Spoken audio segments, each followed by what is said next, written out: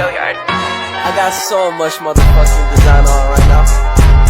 Break it down, bring it back, make it clap. I got 3 old thoughts, new block, where that day. Bitches on my line, and you know. Assalamualaikum warahmatullahi wabarakatuh. Perkenalkan, saya Seprilia Eka Putri dengan NPM 214111167 dari kelas manajemen 21 gabungan. Di sini, saya akan mereview materi yang berjudul Strategi untuk bersaing di pasar internasional. Yang pertama, ada pengertian pemasaran global atau internasional. Pemasaran internasional adalah kegiatan pemasaran yang melewati batas-batas lebih dari satu negara. Pemasaran internasional merupakan penerapan konsep, prinsip, aktivitas, dan proses manajemen pemasaran dalam rangka penyaluran ide, barang atau jasa perusahaan kepada konsumen di berbagai negara. Selanjutnya ada faktor-faktor yang mendorong bisnis global atau internasional. Faktor-faktor yang mendorong bisnis global dalam CIHT, Mislan mengemukakan bahwa memenuhi kebutuhan barang dan jasa di luar negeri, pasar asing, biaya murah, menghindari hambatan perdagangan berupa tarif, menikmati kemudahan dari pemerintah, memperoleh keuntungan, meningkatkan pendapatan negara, dan perbedaan kemampuan penguasaan iptek.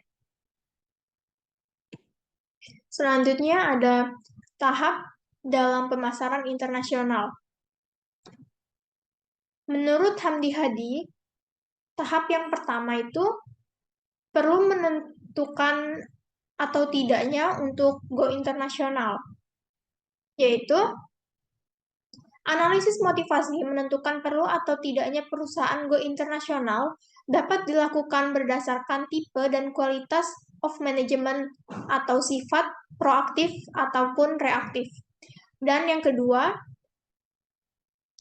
menentukan pasar mana yang akan dimasuki, yaitu dengan analisis lingkungan, daya tarik pasar, ancaman, resiko, dan hambatan pasar, dan juga kekuatan daya saing. Dan yang ketiga, menentukan bagaimana cara memasuki pasar yang dipilih.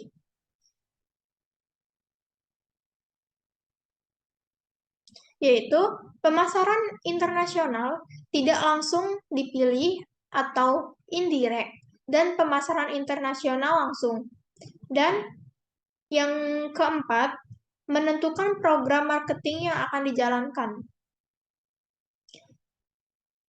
Dengan menentukan program marketing yang akan dijalankan, yaitu dengan cara strategi, segmentation, targeting, positioning atau STP, program bauran pemasaran 4P, yaitu strategi standardization, yaitu konsep etosentrik atau kombinasi konsep regiosentrik.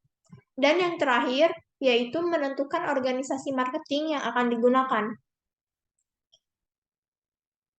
Menentukan organisasi marketing yang akan digunakan, yaitu ditentukan berdasarkan tingkatan atau level organisasi secara fungsional, divisional, dan regional.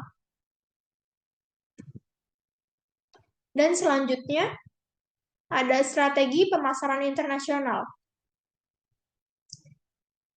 Strategi pemasaran internasional dalam modul bahan ajar bisnis internasional S2 pada tahun 2010 mencakup 4P, yaitu produk, price, place, promotion untuk perusahaan yang menjual produk, dan 7P, produk, price, place, promotion, people, process, physical, and defense untuk perusahaan jasa. Dan di sini ada beberapa alasan terjadinya bisnis internasional. Yang pertama itu ada keunggulan absolut, yaitu negara dapat memproduksi produk atau jasa dengan harga yang jauh lebih murah dan kualitas yang lebih tinggi dibandingkan dengan negara lain.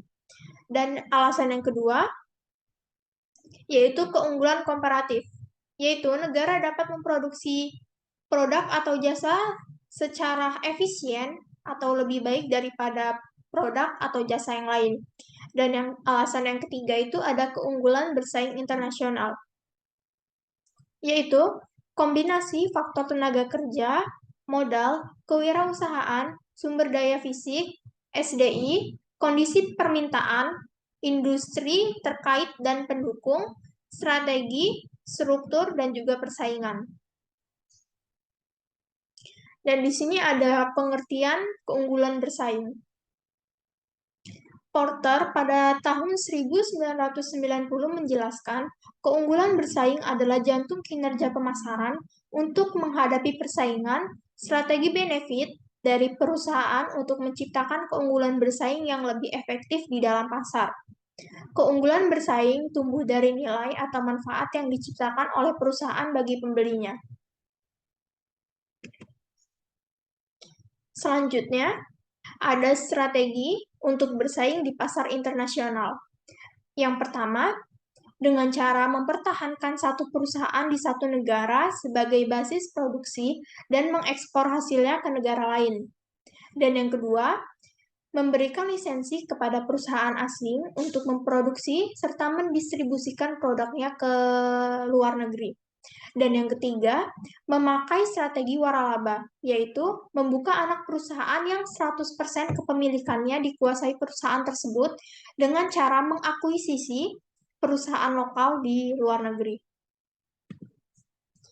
Dan kesimpulan pada materi hari ini yaitu, untuk bersaing di pasar internasional, Anda perlu melakukan penelitian pasar, menawarkan produk yang berkualitas dengan harga yang kompetitif, melakukan pemasaran dan branding secara efektif, mempertimbangkan kemitraan bisnis, menyesuaikan produk, mengelola distribusi dengan efisien, mematuhi peraturan, dan memberikan pelatihan kepada tim. Dan jangan lupa untuk selalu mengevaluasi kinerja Anda secara berkala, agar strategi di pasar internasional dapat dijalani dengan baik. Dan terima kasih, itu saja materi yang dapat saya jelaskan. Kurang dan lebihnya saya mohon maaf. Saya akhiri. Wassalamualaikum warahmatullahi wabarakatuh.